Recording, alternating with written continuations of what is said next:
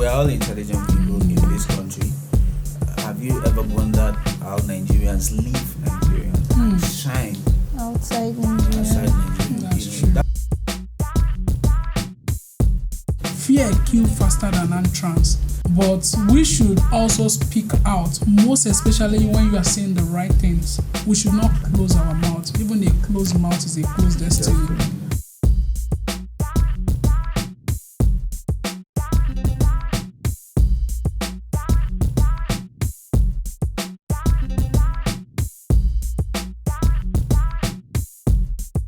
Well, that's the thing they speak about. That's the thing they say about Nigerians, you know. We have a way of turning everything to fun. And probably that's the reason why we are surviving. Because I believe that government response to that protest was wrong ab initio.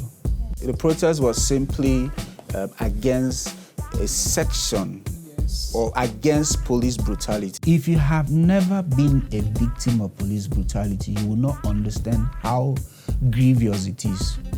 You know, but if you had been a victim of police brutality, one way or the other, you understand why it must be stopped. They were just kicking and beating me, asked me to sit in the mud. Anytime I remember that incident, and the funny thing about this whole thing is that they have no name, Sars. And that's how I expected government to understand this thing. When people are saying Sars, basically what these people are saying is reform the police. My name is Nicholas Ikechukwu Okonkwo. You can call me Nick Ike Okonkwo. Yes. I'm a lawyer, a legal practitioner, an attorney at law. Mm-hmm. So how you introduce yourself? Barrister Aye Ajaba. Wow. So it's a pleasure being with you guys. So the reason why I'm here is that I just want to have your take, what is the effect of the legal practitioners in the current state of the country? Because the way we are seeing things, we don't understand. Even when the youth, they are afraid. We don't even know what we're going to do. That you don't have that freedom of speech. Please, what do you want to say as a legal practitioner? Okay, well, basically, the freedom of speech is guaranteed by the Constitution. It's a fundamental right. It's fundamental and it's universal, meaning it's an inalienable right, a right that is given to you by God, once you're a human being and is recognized globally. That's why it's universal and fundamental. So you have that right, and nobody can take that right. And that right is also guaranteed by the Constitution. So whenever that right is breached, you can seek redress in court. But is that really still working in this country? Yes, it is. It is. But what we're seeing. No. There may be an attempt to gauge that right. There may be an attempt to cage that right at every time. That's why there's the court. When there's a breach, you go to court to seek redress because it happens. But there's freedom of speech, is of expression. Basically, that's what it is. Freedom of expression is guaranteed by the Constitution. So whenever there's a breach, you have every right to approach the court for redress. Okay. Yes. But because I'm having some, I don't know how to address these. A few days ago, we saw that, they've taken all this, some of the artists, comedian, and all that to court because they led a protest. So I was like, I can't breathe it out. Is it wrong can't I speak out? Okay. Well, I saw that process. I saw a snapshot of the process that was filed against these people. Celebrities, social media celebrities, so to say. And for me, it's quite funny, right? But I think the person came under what we call direct criminal complaint. Okay. So you make direct criminal complaint to the magistrate of a court. You make a direct criminal complaint to the person, to the magistrate. The magistrate now looks at the direct criminal complaint and asks the police to investigate and report back to the court whether there is actually a case against these people or not. So that was what the person did. Okay. It's a provision. Initially, when I saw it, I was curious because an individual cannot file a criminal complaint against anybody. You know, it's only the state, which is the government, that can file a criminal suit. You know, unless you have the fiat of the Attorney General to do that on behalf of the state. Yeah. So, but basically, what the person did was to file a direct criminal complaint.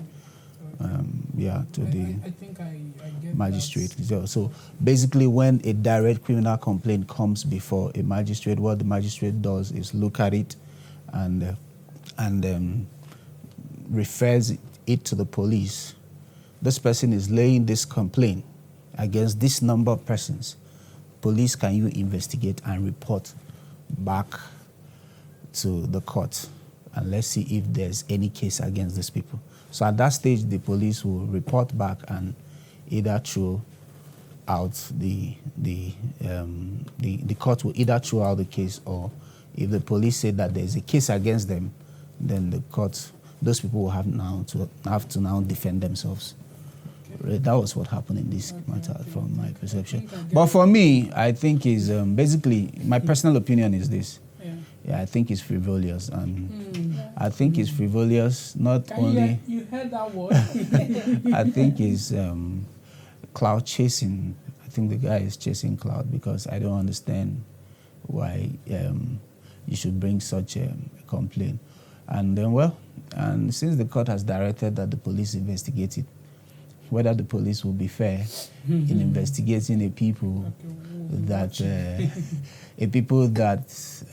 so to speak, instigated protests against them is what I don't know. But we have the court, which is supposed to be, or which is the hope of the common man. Yes. So when the police finish their investigation and reports back to court, I want to believe that the police will be fair, even though it's kind of intertwined. They're kind of involved in it one way or the other, because the protest was against a section of the police force. So I want to believe that they will be fair. They'll arrive at both sentiment and be fair in their reportage. But when they do their reports, the court will still have to look at it, you know. And then when you, in a criminal case, you prove it beyond reasonable doubt. So once there is doubt, you rule in favor of the accused, you know. But I don't see this case going anywhere.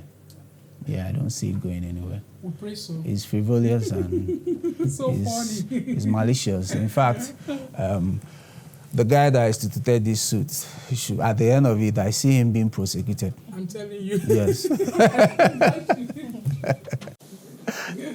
Yeah. You know, in this country, we see a lot of things. I think that's one of those things that's still keeping us alive. A lot of adventurous arts, things you never thought of, you know. Yeah. Things I always we see in the dream, or, you know, fiction. Well, that's the thing they speak about. That's the thing they say about Nigerians, you know. We have a way of turning everything to fun. Yes. And probably that's the reason why we are surviving. I'm telling because, you.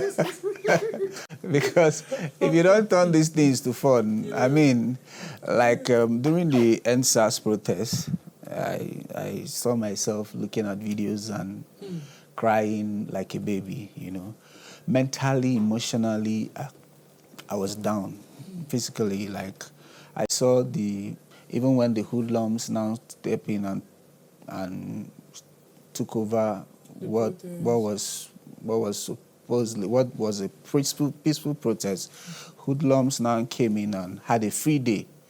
You know, they actually had a free day, lootings and killing, you know, maiming people, you know, and nobody was safe at that stage. You know. When you see all of that, it breaks your heart, because these are human beings, you know, whether on the side of the police, whether on the side of the citizens, you know.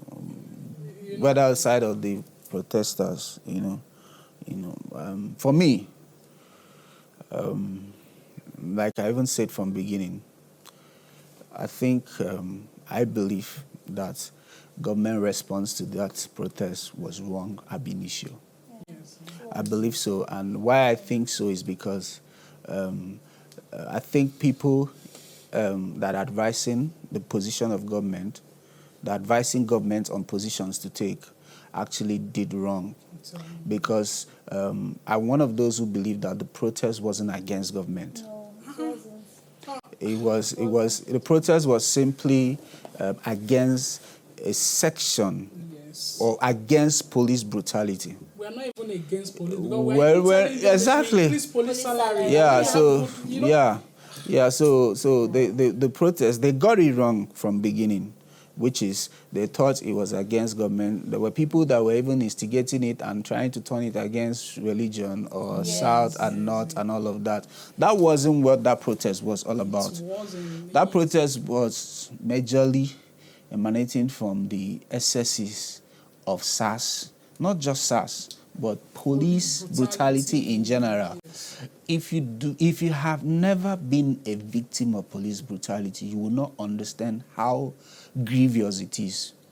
But if you had been a victim of police brutality, one way or the other, you understand why it must be stopped. And it is even in the interest of the police for police brutality to be stopped. Because police brutality pitches the entire police against the people. Yes. And meanwhile, that brutality are usually met out by a few. So why will the activities of these few now rubbish the whole entire force? You get. So some of us had been a victim. I've encountered a lot. Yeah, I've encountered 10 years ago. I've encountered a lot. I have some that had caught guns at me over what? Car papers that had nothing to do with your work. Like, Okay. The last time I traveled, for instance, let me give you a story. They have several. Whenever I stay in Abuja and I travel to the east, where I travel to the east often. When you are traveling from Abuja to Anambra or any part of the east, man, you must encounter one or two. No, not one or two, a lot. That's a lot, but you must encounter. But let's say one or two. Particularly once you hit Enugu State. When you're driving from Kogi, Benue, no issues. Most times, they just hail you, they hail them. If you feel like giving them anything, you support them. But once you get to Enugu State, my God, I've always been wondering, why do the governors of these states sit down and do nothing over these extortions that goes on the roads within their states? Or why do the police authority itself feign ignorance to these things as if they do not know about it? Because with the impunity with which they act, there's no how the authority do not know that these things goes on. What is the problem? Sometimes they are asking you for your driver's license. To do what? Even when you show them, they'll tell you one thing or the other, just to extort money. The story I wanted to tell you, they seize it, then you now start begging them. Two, let me give you one. One happened with them asking me to give them my car paper. I gave them, they checked, saw my name, asked for my driver's license as a form of identity. I gave them. Ordinarily, the days I want to be stubborn, I told them, you don't have anything. Just ask me for my identity, I'll give you. You don't need my driver's license. It is not within your jurisdiction. But sometimes I just give them. I gave them. He checked, everything intact. He now looked at my paper and said that the roadworthiness had expired. I was like, oh, thank you. I didn't even know that the roadworthiness had expired. But the car paper hadn't not expired, right? I was like, okay, thank you for informing me that the roadworthiness had expired. That when I get back to Abuja, I'll fix it. I'll sort it out. I'm like, no, that is holding me there. I said, for what exactly? You know, the roadworthiness, you know. Then I've had encounters of those who say that, okay, the engine number was not properly written on the car paper, and they will take you to the station. I said, okay, take me to the station. If that is the crime, you have seen that I own this car, you have seen everything is complete, everything is, but just because the engine number, according to you, was not properly written, you're taking me to the station. I said, okay. The guy got angry that I said he should take me to the station instead of settling him, you know. So I've had several, you know. Was it when I was in law school? And that one I can't forget. That one pains me anytime I remember it. I traveled from law school to Aba because when I was in school, I used to do clothing business to support myself in school. I traveled from law school from Abuja to Aba to get clothes. I just came down from the bus, a luxurious bus, and was about to head into the market where I buy my clothes. And here was this anti-kidnappers squad that just arrived with their red barrel, you know. I think it was just a new squad that was established then. I don't know, because this was way back in 2009, early 2009. So these guys just came at the junction and everybody was running, you get. So me too, I was just now walking by the side to avoid them. And one of them saw me, say, hey, you, come here. Because I was carrying my bag. Like, where are you coming from? You know, some questions like that. And I said, guy, take them easy now. I'm in Nigeria now. The fact that I said I'm a Nigerian, I don't know whether that was a crime or what.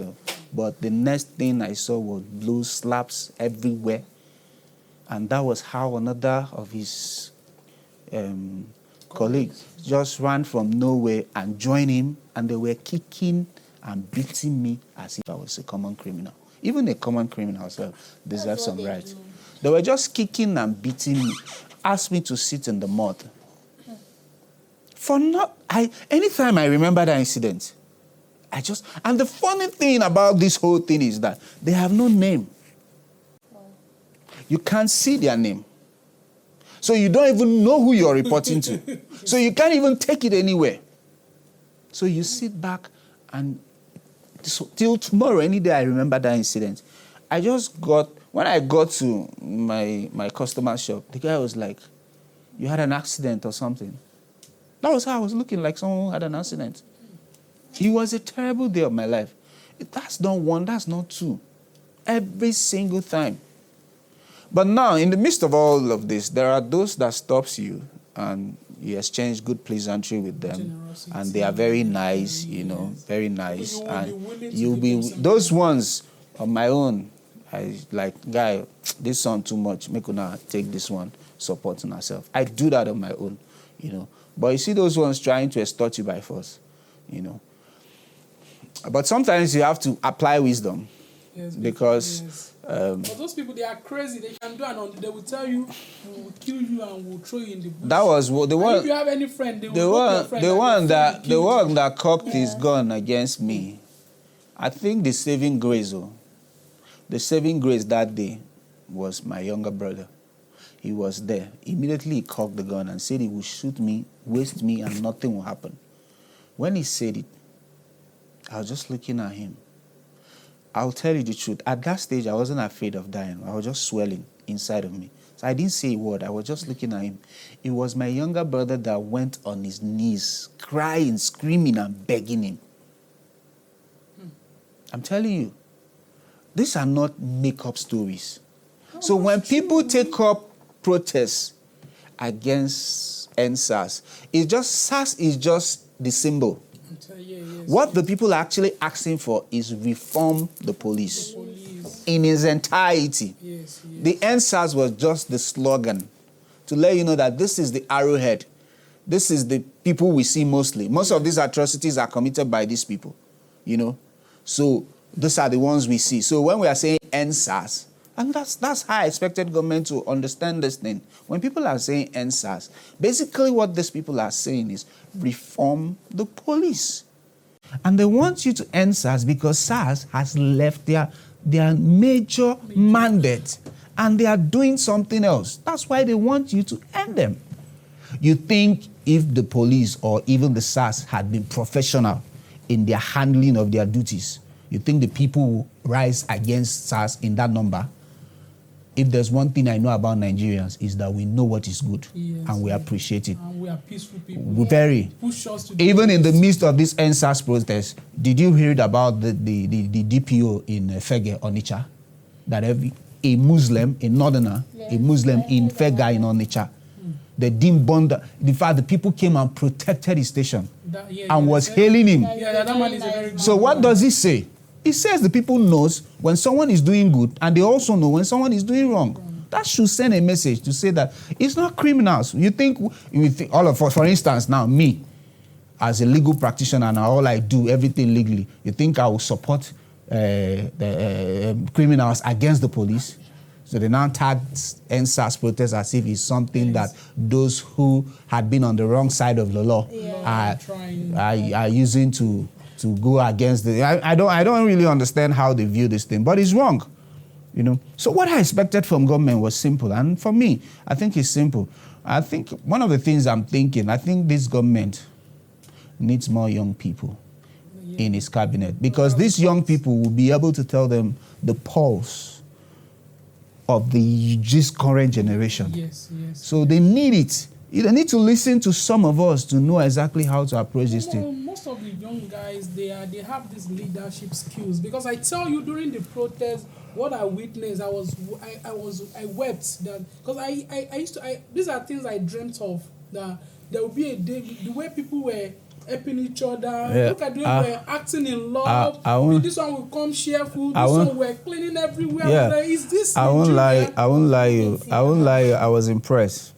For the first time, I saw the youth really became quite responsible, you know. And for me, like I said, government response to it from beginning was ill-advised, and it was wrong. To say it in the simplest form. What I expected from government was very simple.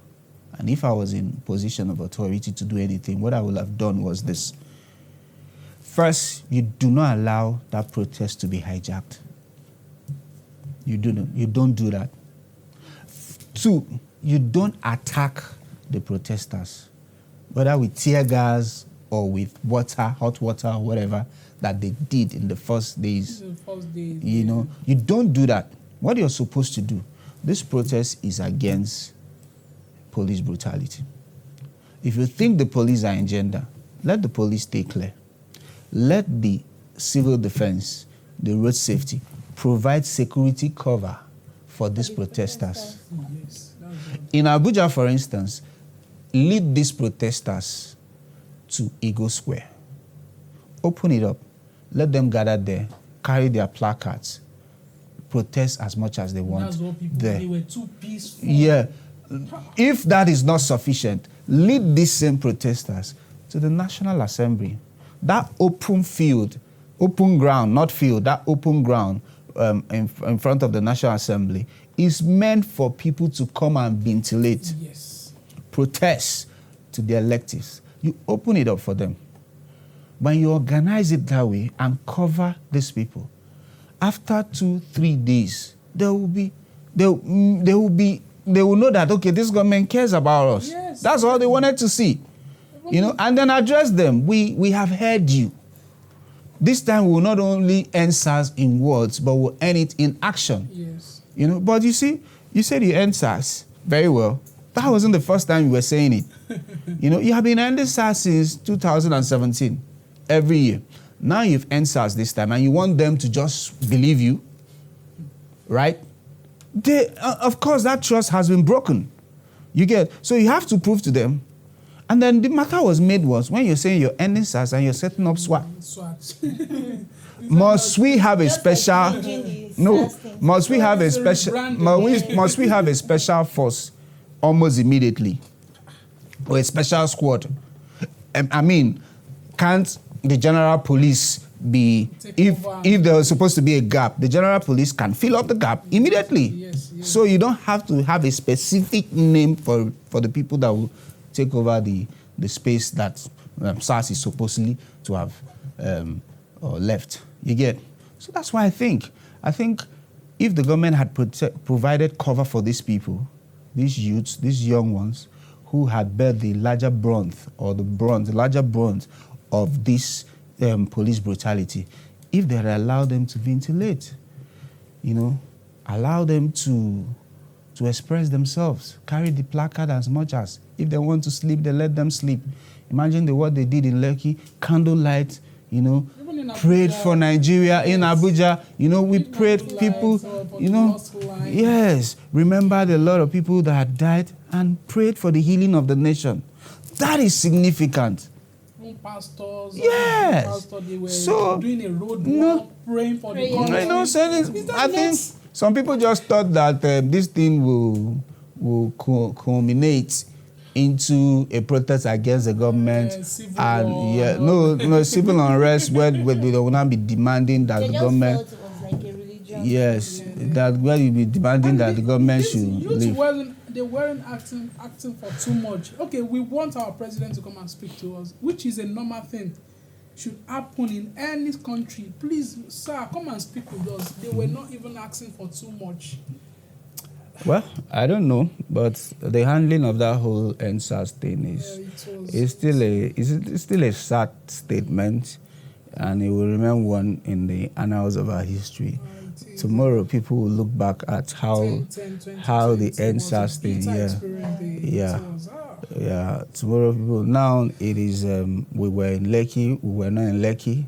We were invited. We were not invited. We shot in the air. We did not shoot. We shot with live. We did not shoot with live bullets. So all of that put together, and you're wondering, okay, what I was seeing, was I not seeing it, or was it? As in the live video from this. Was that a Photoshop? I don't understand when they say Photoshop. Well, I think with time, all of this will unravel. Itself, and the president didn't even talk about that. Well, I think on the president's side, the buck stops at his table. And the truth about all of this thing is that, come what may, it is him that history will hold responsible. Whether he believes he did right or whether he did wrong, history would place him where he belongs. But for me, as a person, I believe that the government didn't do well. So, Barrister, what do you think is the possible solution, and what is your advice to the youth at large? So before I now come down to you. Well, the solution for me is for government to understand where the youths are coming from, right? This is, although there is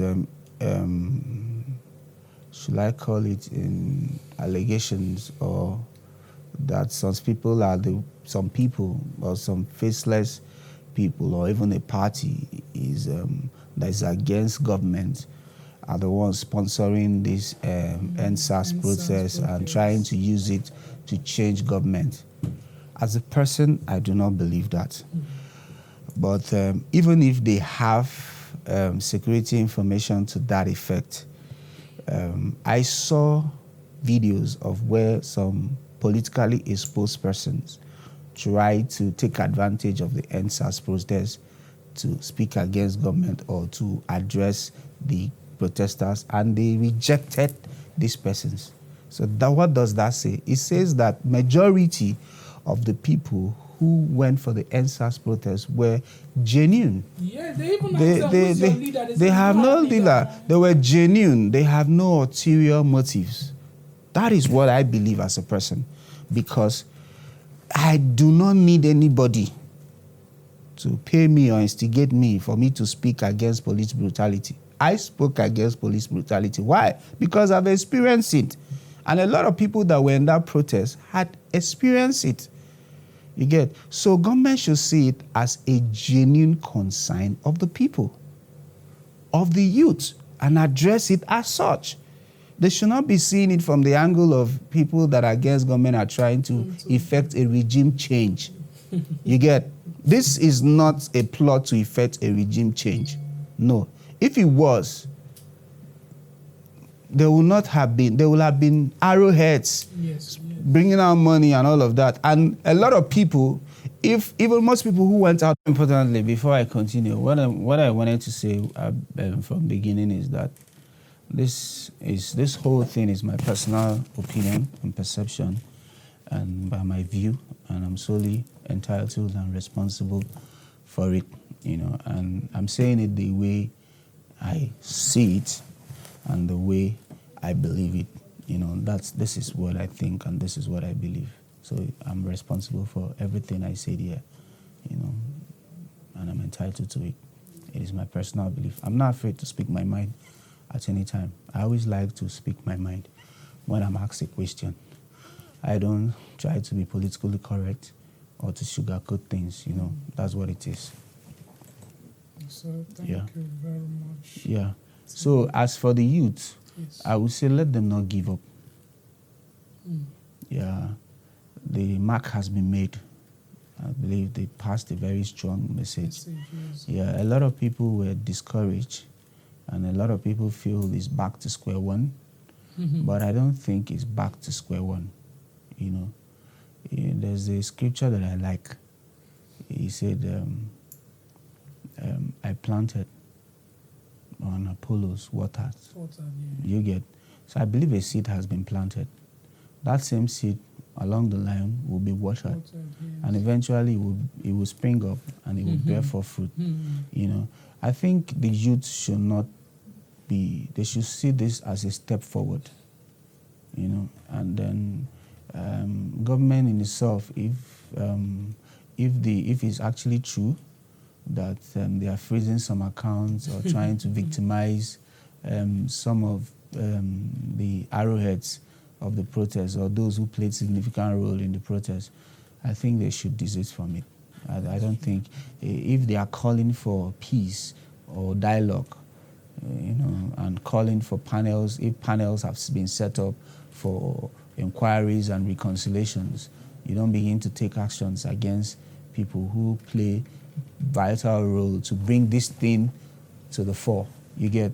These people, in fact, should be honored, should be called into government and given some sensitive assignments to run for the government. That is what should be done, not moving against them. Government should completely come out and say nobody should move against these people in any form. Unless there is evidence that those accounts were used for anything untoward, which I doubt seriously. I think what they did was just to support people during the protest, feed people, fix cars that were damaged, pay bills of people that were taken to the hospital and all of that. I think they did a lot, and they showed that they were accountable because some of these people were immediately updating on their expenditures, the income and their expenditures.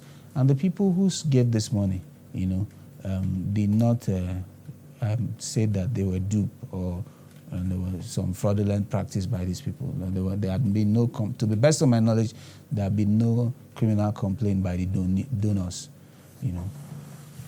So that's basically it. Yeah, they should not be discouraged. They should stay focused. It seems more like a setback, but it is time to add actions to their words that has been spoken with the Sars. They should all get more involved in politics and in politicking. What do I mean by that? It doesn't necessarily mean that they have to be contesting elections, but they have to be vocal.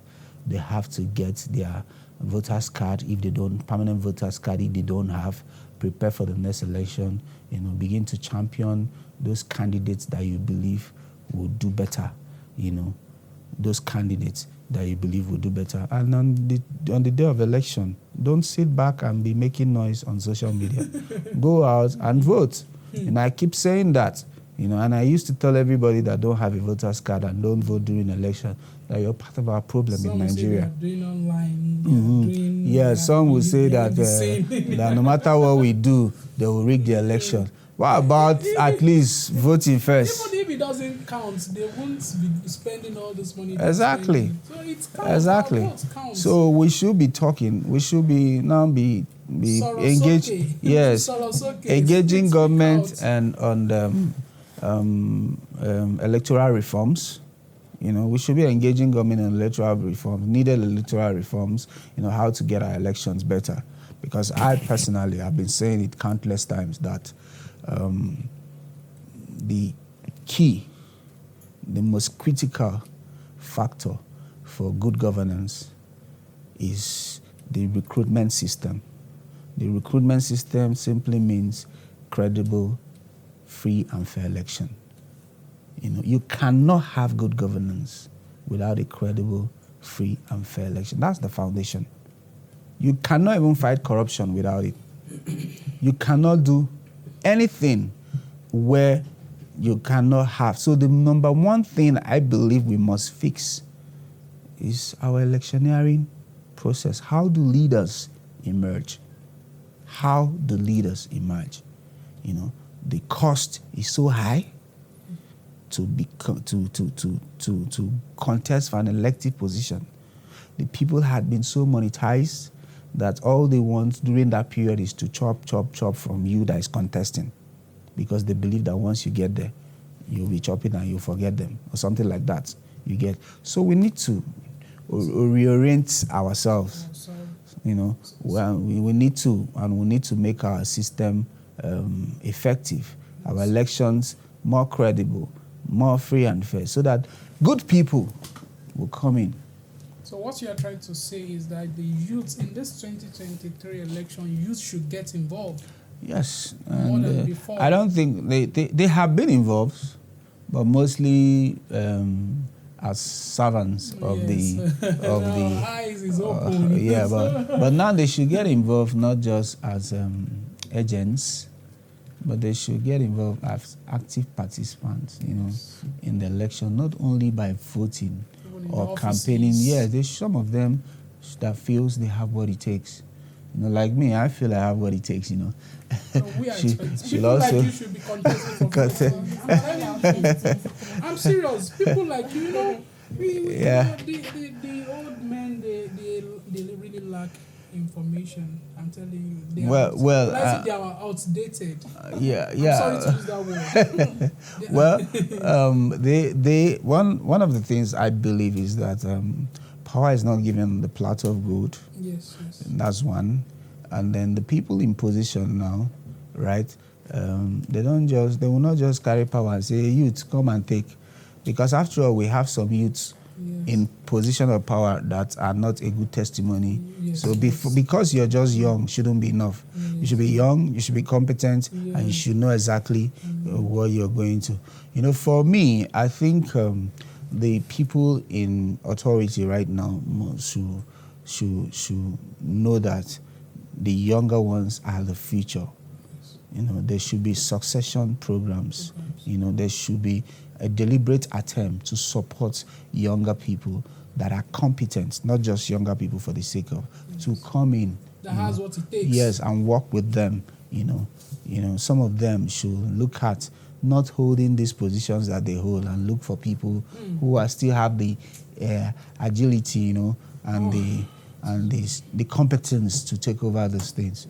But we should work hand in hand with them, at the end of the day, when they come to contest these elections, they need us still. Yes, we are the ones that still put them there. Yes. We are the ones who campaign for them. We are the ones who make noise and fight over them. Meanwhile, they have a way of settling their own scores, background, Man. So the youth should get involved, not just on social media, but in their wards. Some of them, even if you don't want to be a card-carrying member of a political party, you should at least register to be voting. Like me, for instance, I'll tell you since 2011 or before that even. I've been voting in my hometown, in my ward. Yes, Wow, that's yes, because I believe I'm a critical stakeholder in my home ward. You know, so I go home every time there is election. So I decide who becomes my governor and who. I think some of us should do that. It has a cost because you spend a lot of money and take a lot of risks in making that journey during election. But for me, it's worth it. Until when we get to the point where you can vote anywhere, yes. from anywhere you get. But for now that we've not gotten to that point, we should, you know, charity begins at home. Yeah. So you should look at going back home, you know, or transferring your permanent voter's card to where you come from, so that you'll be. And then we should not only be looking at the presidency. Beyond. We have House of Assembly members. We have local government chairmen. That's in some places. We have House of Rep. We have the governors. We have the senators. You know, all of this put together. So our attention should not just be at the presidency only, because all of this, as far as I'm concerned, when I say the government, all of these people are what I'm calling the government. So all of these people are not. When I say the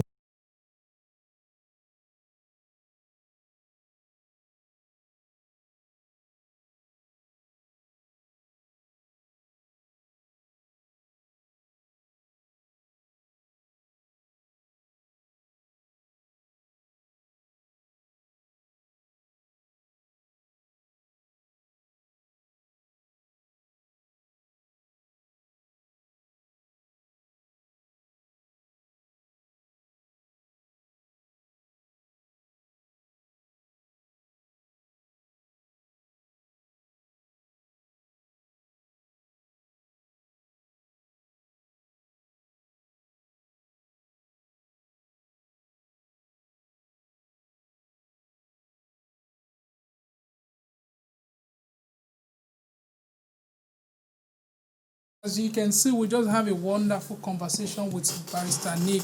So, and I'm telling you, I'm so blessed today.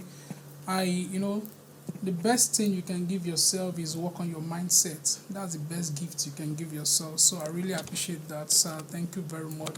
So we are looking forward to people like you to contest in 2023. I think that's one of the problems we're having in this country.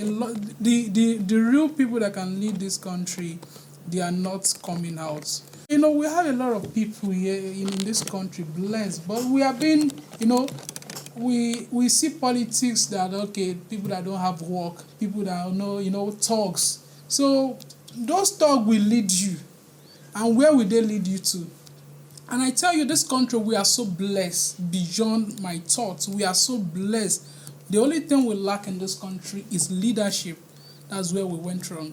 Till these people start saying that leadership is not an office but an acceptance of responsibility. Some people have this experience, so let me go out there, let me see what's happening. To my greatest surprise, I was so shocked. When I saw the way the protests were, it was beyond my imagination.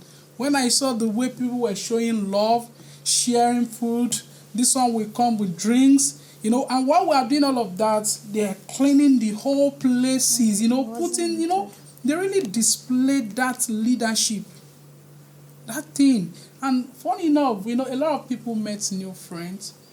That was where I met Haye at the protest ground. Wow. Yes, I went to protest. You understand? So it was that the protest was so impactful, positively. If not that these crazy people came to hijack it, the hoodlums, because I have a video clip when the hoodlums came to attack us. Even the second one was so brutal that they were like in 8 van sponsored shooting. That was on that Tuesday. That was what I tell myself. Because Abuja protest was very peaceful.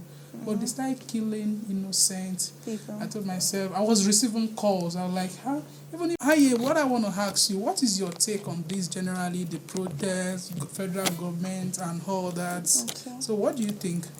Yeah. Okay, it was tagged in Sars protest, but to me, with what I saw, the youth needed a change generally, both in the police, the government. Yeah, we just needed a new Nigeria. Yes. So, and I feel we shouldn't give up. Yes. we should continue talking. As the youth will say, Sars, okay. Yes. We just have to speak out. We have to speak out. We need them to hear our voice in this. So that's basically it. So far, my boss has analyzed the whole thing. He really did a good job in that. Yes. There's no more things to say again. So, are you saying the youths, like a lot of people have much experiences during the protest. So, what was your experience so far in the protest? Okay, my experience during the protest was I saw that unity, sense of responsibility amongst the youths, like people coming out, share food, drinks, making sure that the street wasn't littered and all. I was really impressed, honestly. I was really impressed. I saw the zeal to have a better Nigeria and all.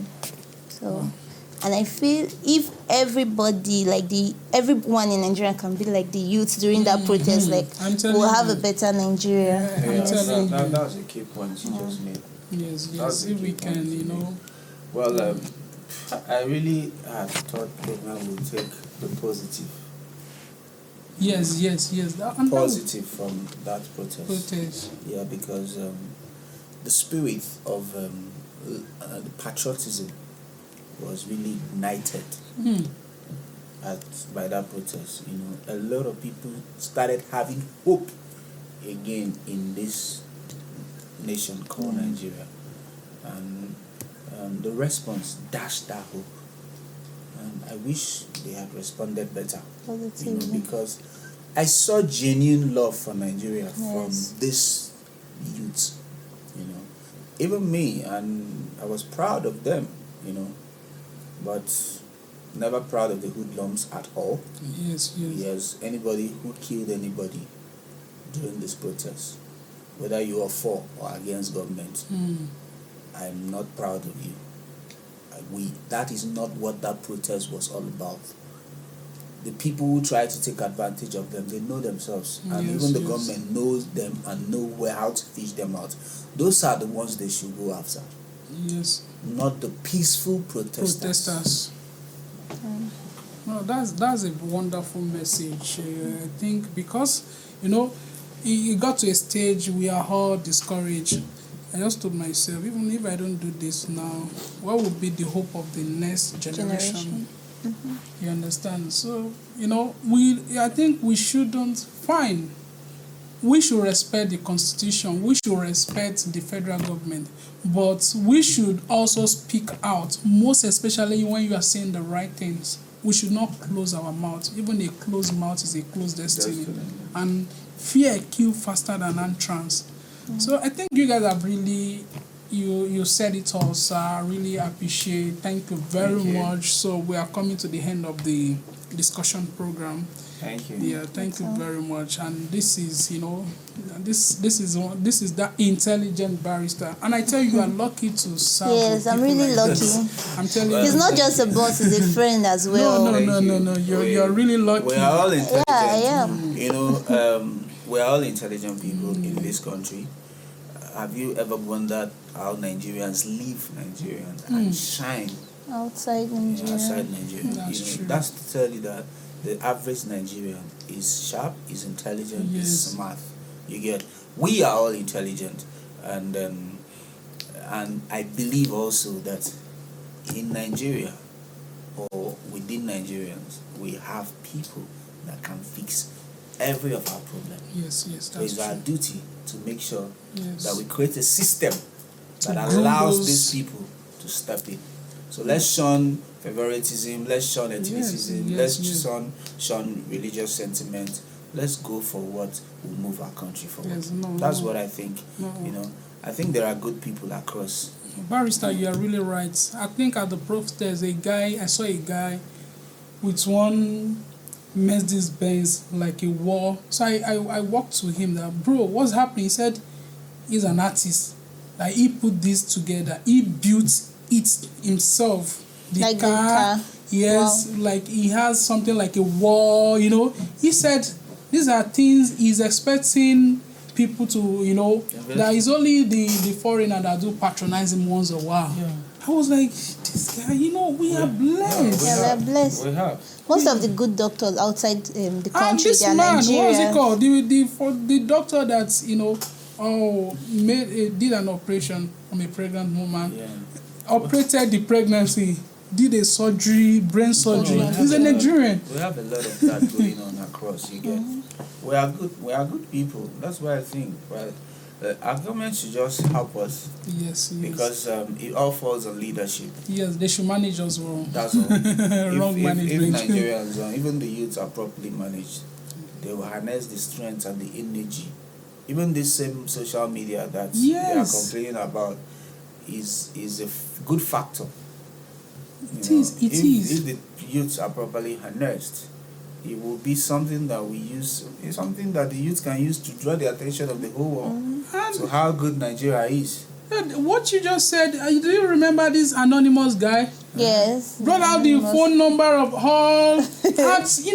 People like that, what you just need to call them. They are very intelligent. You use their intelligence for something better. No, you use his intelligence for the government. They should make use of, calibrate the brain positively, not into the negative heart. And the guy is doing the negative heart because of mismanagement. There's a lot in our country, and we should harness them if we ever want to move forward. And I pray we start. There's never too late a time to start.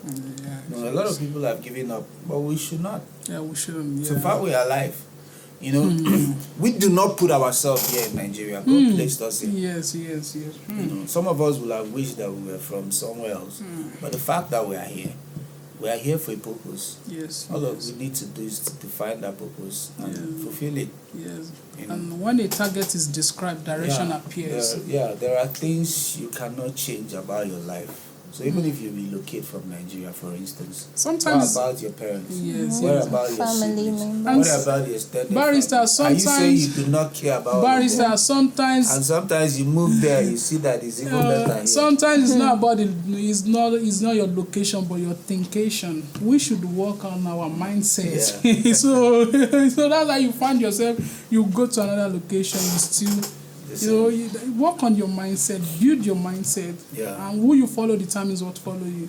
So I'm not surprised hearing this from you. I can see the boss. So who you follow determines what follow you. So that's what I'm telling him.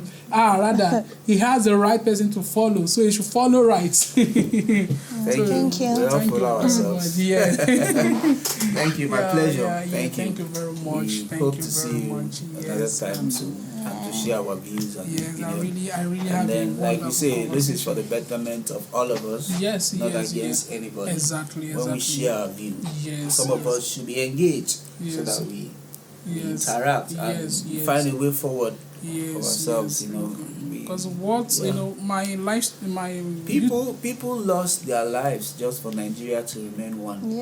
If not for anything, for the life of those people, we should do better. If not for anything, for the fact that people died, during the war, a lot of souls were killed just so that Nigeria will remain one. If not for anything, for the life of those people, we should do better. We should not just be bragging, we are one, we are one. We should be one happy nation. We should stop the selfishness.